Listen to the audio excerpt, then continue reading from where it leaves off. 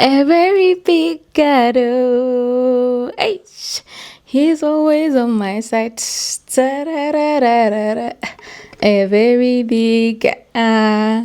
Let's just say this is my theme song for the week. My friend actually sent me a WhatsApp saying that, Chomi, this song is officially your song for the week. And I was like, yes, it is. It definitely is. Thank you so much, RealFam, for joining. If it's your first time on my channel, hey now. We love you. We appreciate you. Thank you so much for coming. I hope you like this content and stay, and of course do the best and do the most. When I say do the best and do the most, I mean make sure you engage, comment, like, share this video. Yeah, let's hear what your thoughts are. I'll really love that. I'll appreciate that so much, because not only am I creating this content because I'm thinking about, what content would be great for you, but because you also have a right to, share your opinions about the content that I share. And I'm so interested in what you have to say about today's conversation. So thank you so much for joining. Now, RealFam, I'm going to try to make this video as short as possible and share this, all right? So today we're talking about the importance of not getting tired of sharing your story. And I just want to, take you back and say to you that for a while I felt like sharing my story was overrated. I felt like sharing my story it's no longer relevant, and I would ask myself questions like, who wants to hear about my childhood stories? Who wants to hear about my failures? Who cares about other people's failures? Other people are just concerned about their failures, not anyone else's failures.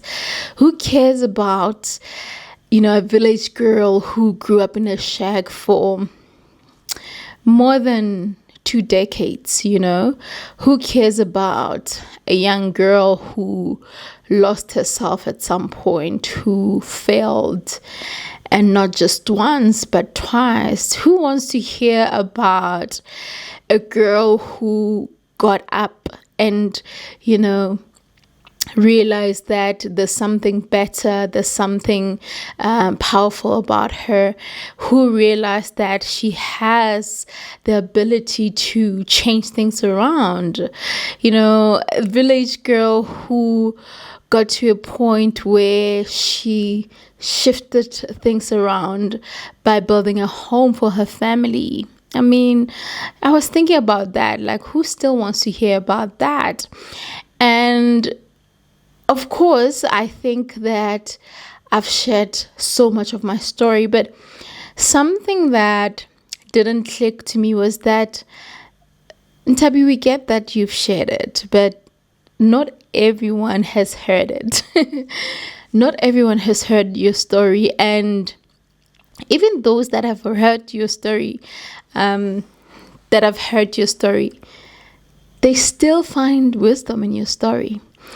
So I've always thought that I don't really need to dwell much on that. It's as if now I want people to kind of glorify me, or maybe feel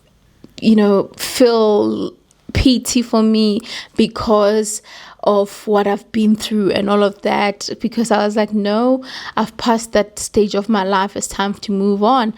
But it kept coming back. When I think the first person that made me realize this was Amanda Dambuza, when she shared on one of her speeches at an event where she said that don't be apologetic about your story, and as she was sharing her story, I realized that actually, how will people know much about you, or how you even got to be where you are, if they don't know your story, right? And I get that the final product is nice, is great. Everyone wants to see the beautiful part of it. But what about the journey? What about the beginning? What about all those things that you had to go through to get where you are, right?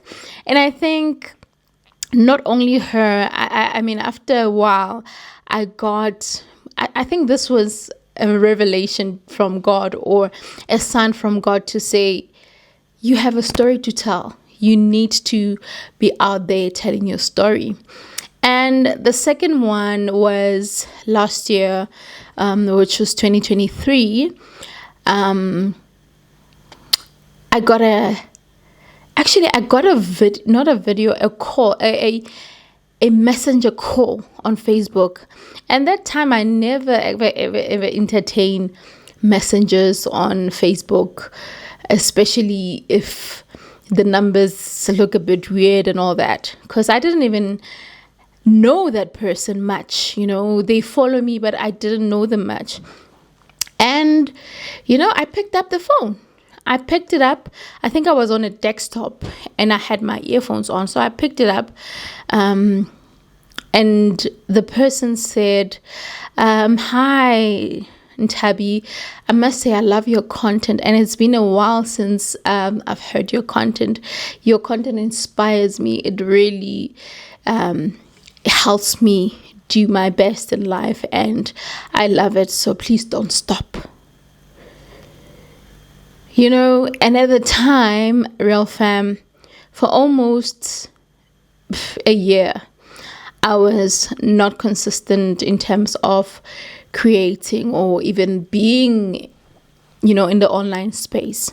Because I believe that my online space is not just a place to just socialize, but I believe that God has also called me to share my wisdom, to share my story, to empower you and to help you get transformed.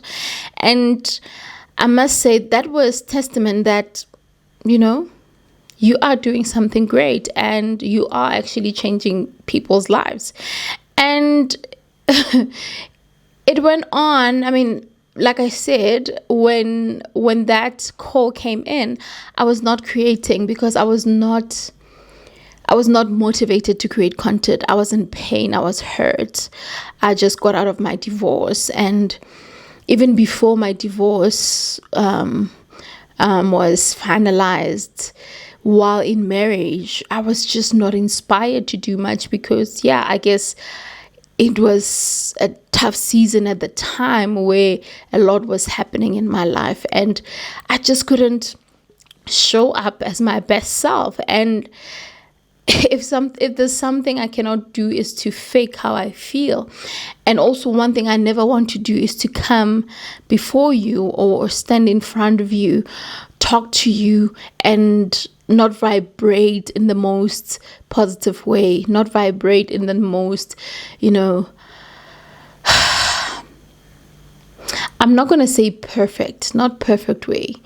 I don't want to come to you when I'm not myself. I know we get vulnerable with each other, RealFam, but I wasn't going to come here to, kind of fit my moment of sadness in this space. In actual fact, I don't think I want to promote or condone sharing sad content. I know that it's been vulnerable, but we shouldn't really attract pain. We shouldn't attract negative things. We shouldn't entertain them even as much as we go through them. Let's find our secret space and just deal with them. I mean, there are moments where you get emotional when doing the work that you do and all of that. There are moments where you can share a tear. I get that, but never allow the devil to glorify or to celebrate while you're in pain. Don't show it much. Have that sacred space. Have people in your life that you can confide in and everything. I mean, I can confide in you, RealFam, but if I'm gonna cry in front of you right now, how am I gonna get any, how am I even gonna get consoled? So I can't be coming here and crying on camera. So that's why I chose not to be in this space when I was going through the most, to avoid breaking down. The devil is a liar. We're not gonna give him what he thinks he wants. We're not gonna do that. Okay. So I just want to share two stories of some of my audience that really shared. I can say they shared this as a testimony, and this for me really touched my heart to say, actually, you think what you're doing doesn't really mean much sometimes, or people are tired of hearing it, but it's actually helping people. It's actually helping people discover or become their best self, or it's healing to someone else. If you share your story and they can relate to it, it brings them joy, it brings them some sense of peace, it brings some clarity in their life, because they realize that actually my story is not her story, but there's something that I can take from this story. There's something that I can take for myself and run with it to, navigate my life story. And that's what I also emphasize, RealFam, to say we can never have the same stories, but there's something that we can take. And like I usually say, from my story, pick that just one, just pick that one part that speaks to you. Pick that one part that resonates to your story. Don't take everything. Just take that one thing. So I'm going to read some of the things that they said. So one of them is Moyo. Moyo is a guy that have followed me on YouTube for a while. I would do lives and then he would be there.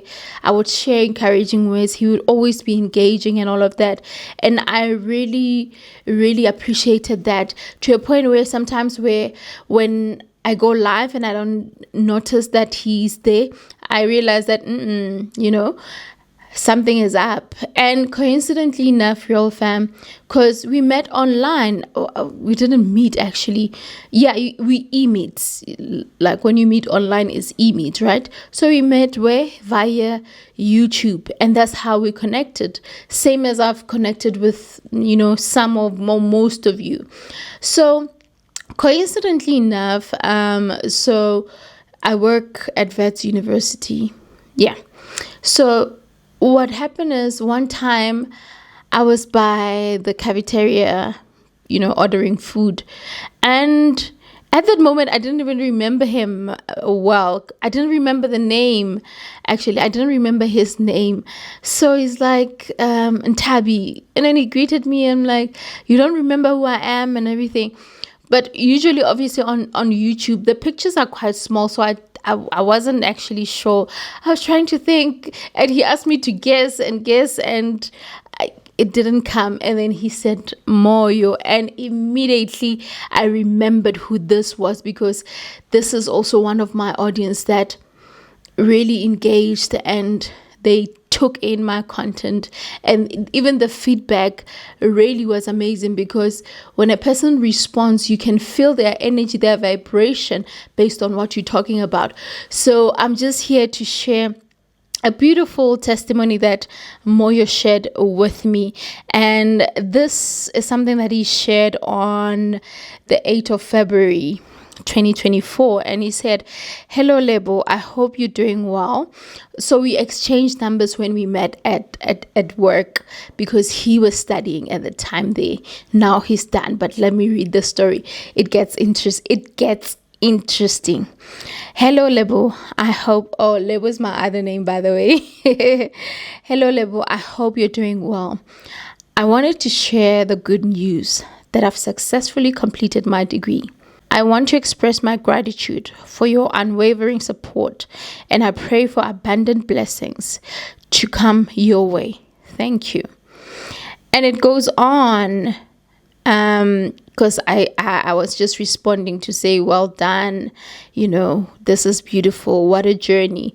And it says that work, but I haven't been able to take them to see my parent, because how can I?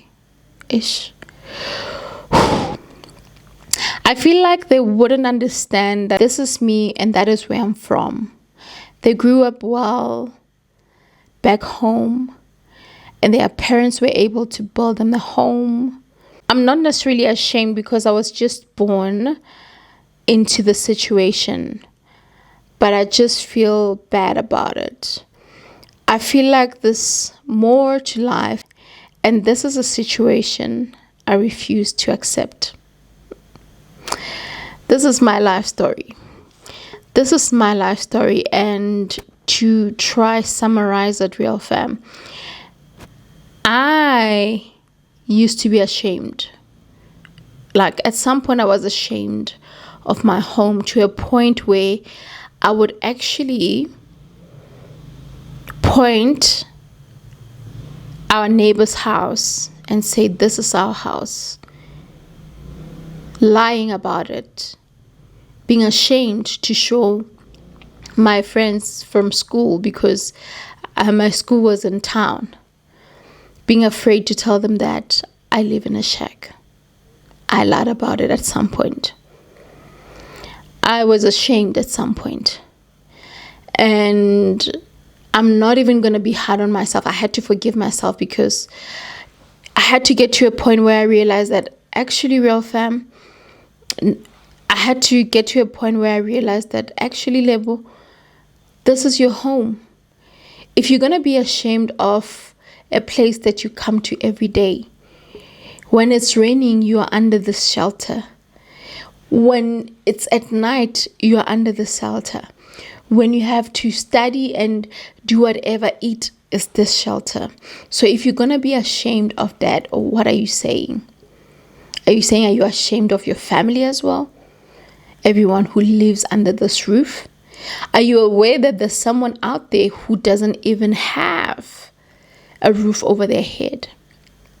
So I used to be ashamed as well. And what she's sharing now is something that I've went through.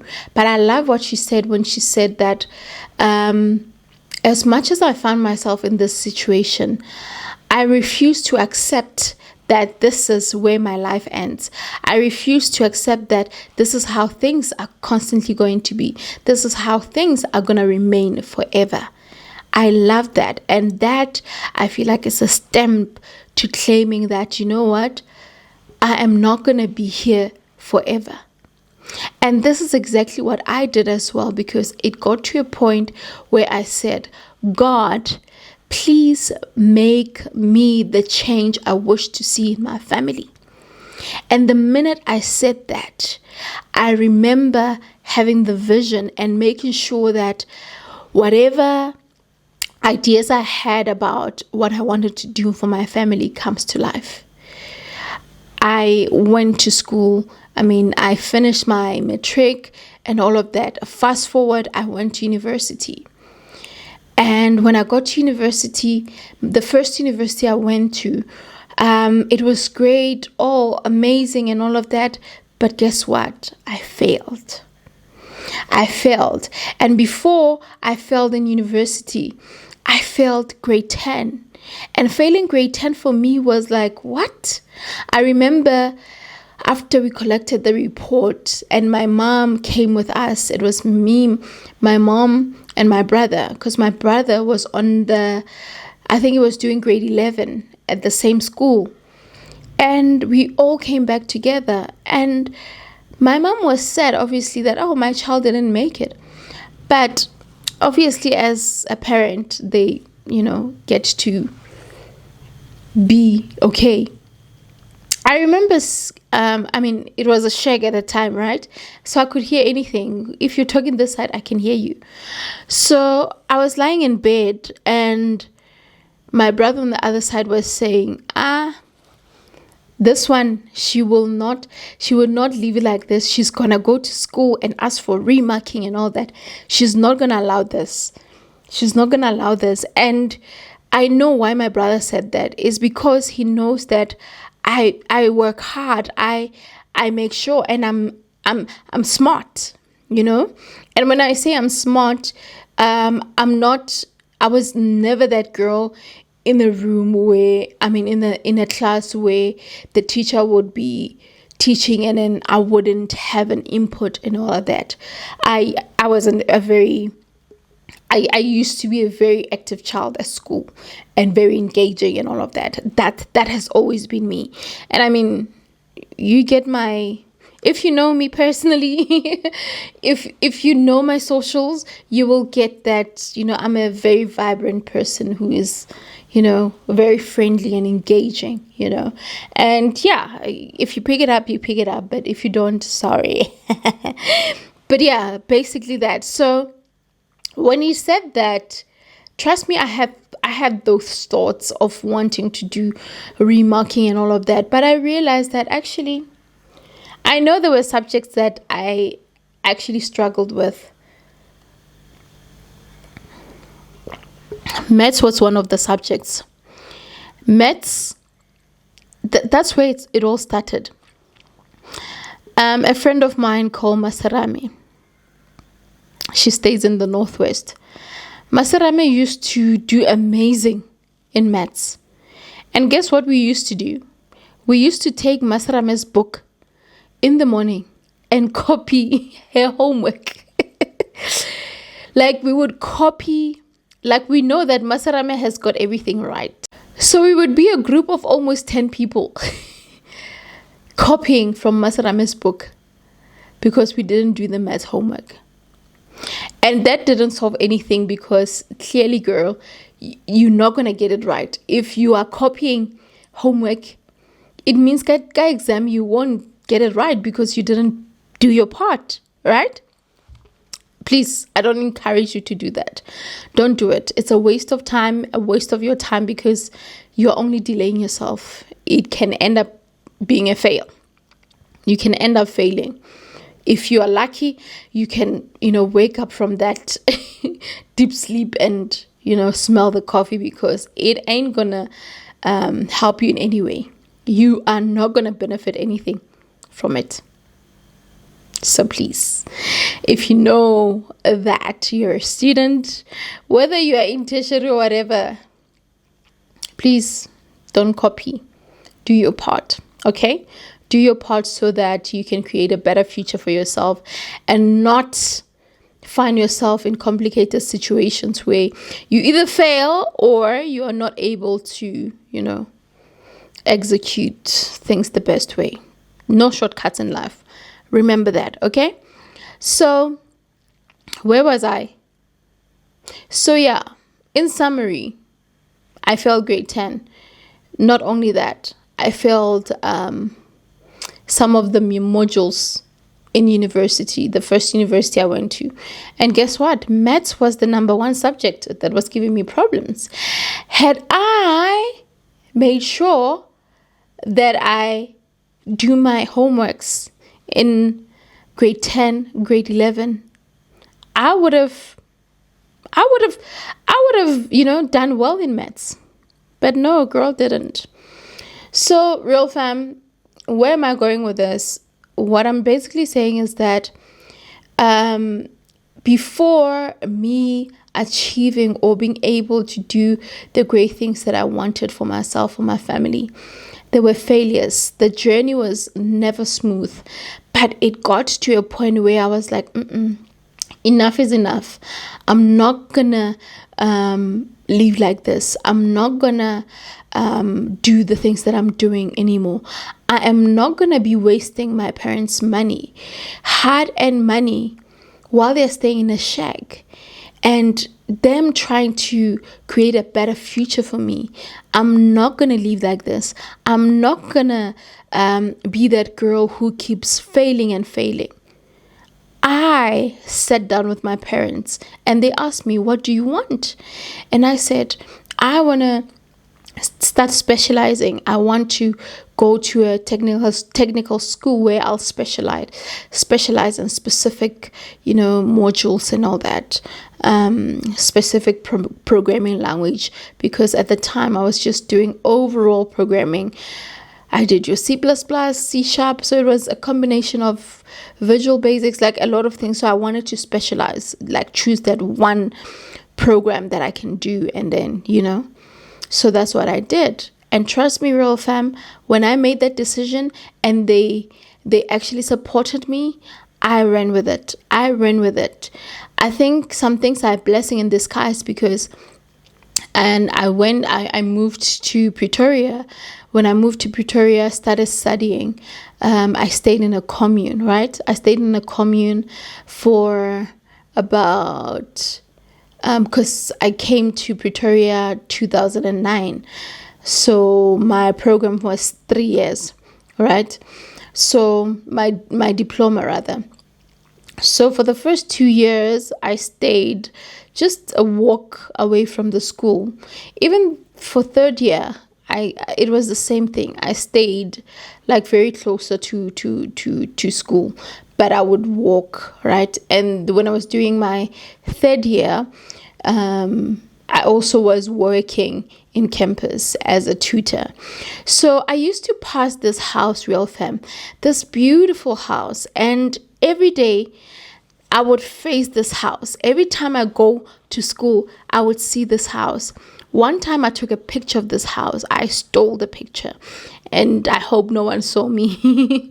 I stole that picture, and not to try to advertise or whatever, but to have it as an inspiration. Do you know that I printed out a copy of that picture? I put it in my bedroom, and I had pictures of my family around as well, and that's the vision I had of building, or the kind of home I want to build for my family.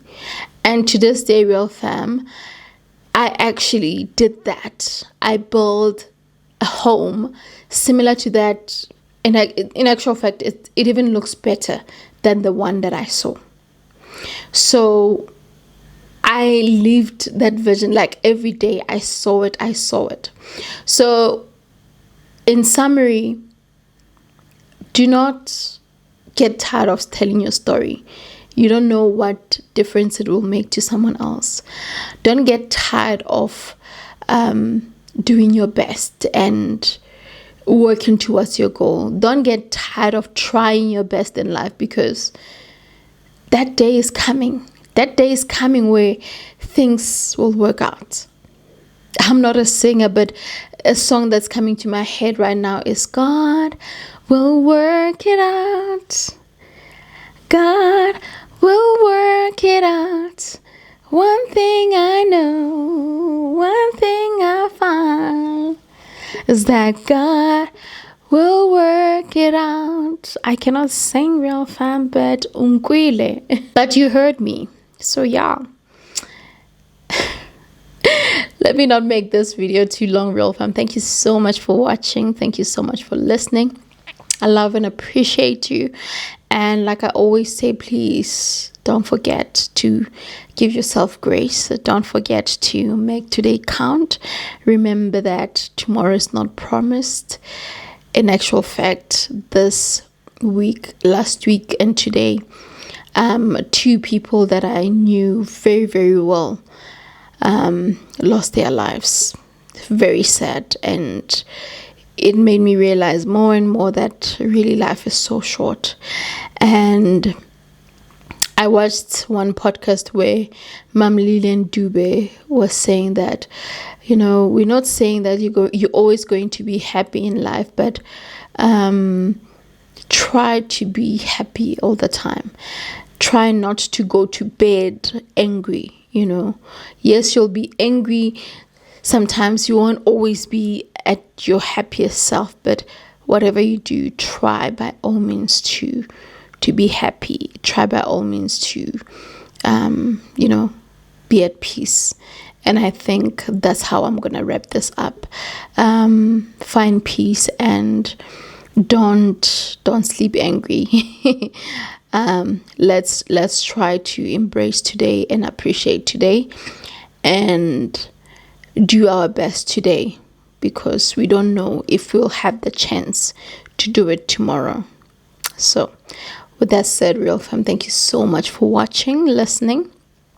I hope you took something out of this. Do remember to like, comment, share this video with someone that might find it inspiring. Don't be afraid to copy the link, share it on your Instagram, share it on your WhatsApp, Facebook, listen, LinkedIn, Twitter, wherever. Zonke, bunke. Do that. So thank you so much. Do like, comment. I want to hear from you, and subscribe if you haven't. Mwah. Love you always.